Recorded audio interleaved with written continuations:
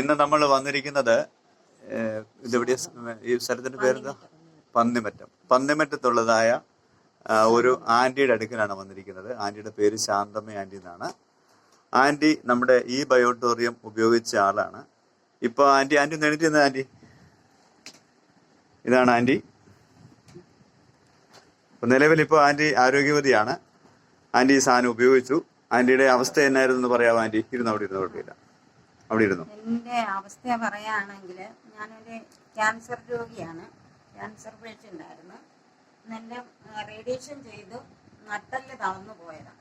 അങ്ങനെ ഇരിക്കുന്ന സമയത്താണ് ഈ സംഭവം എൻ്റെ കയ്യിൽ കിട്ടുന്നത്. കിട്ടിക്കഴിഞ്ഞ് അത് ഞാൻ ഉപയോഗിച്ച് കഴിഞ്ഞ ശേഷം വെള്ളവും കുടിച്ച് കഴിഞ്ഞപ്പോഴത്തേക്ക് എനിക്ക് നല്ല ആരോഗ്യം ഉണ്ടായി. ആ നട്ടെല്ല് തളർന്ന് കിടന്ന് ഞാൻ എണീറ്റു.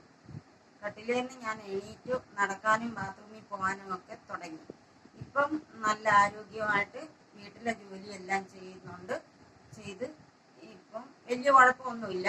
വലിയ കുഴപ്പമല്ല, എല്ലാം ചെയ്യുന്നുണ്ട്.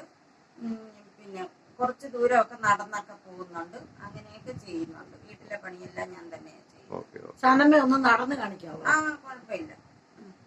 വീട്ടിലെ എല്ലാ ജോലിയും ചെയ്യും.